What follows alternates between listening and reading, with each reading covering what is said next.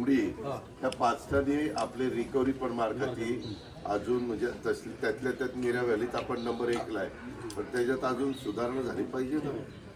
आणि याला पाणी मारायला परत नाही, त्याला ओली फडकी सॉरी ओली पोती टाका ना.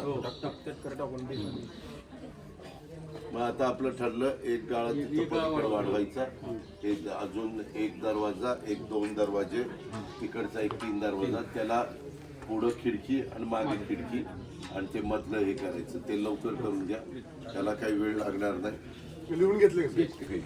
परंतु तुम्हाला वर्ग किती लागतात म्हणला? 4 लागतात. पहिली, दुसरी, तिसरी, चौथी. बालवाडी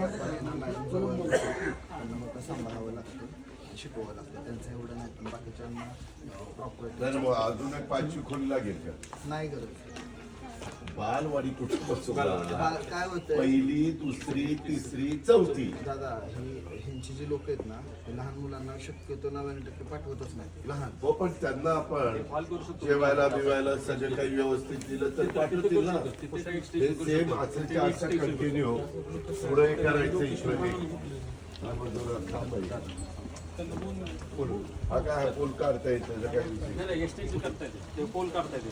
ही जागा कोणाची? असं जर केलं आहे ना 10,000 फुटाची दिसते. आणि पाईप काय आपल्या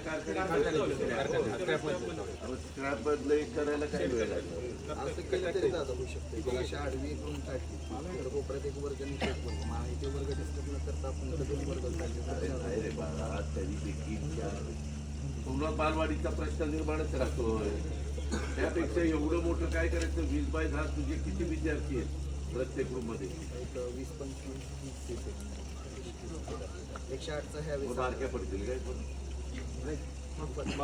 ते नाही हो, मधीत नाही मापात बसतंय. आत पार्टिशन टाकलं ना दादा, एक 20 जण आहेत ना, म्हणजे होऊ शकते. मोठे वर्ग आहेत दादा, आणि लहान मुलं आहेत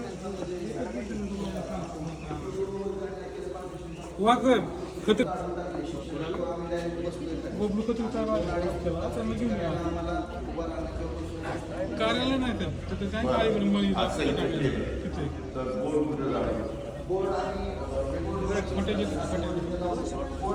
नाही 12 रोड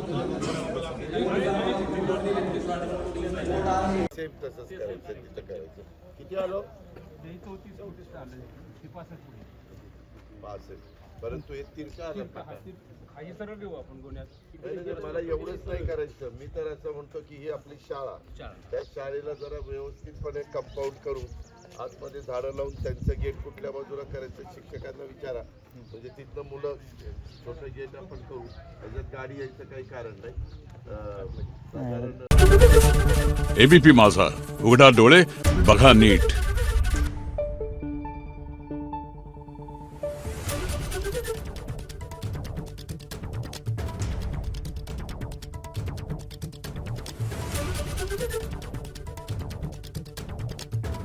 Thank you.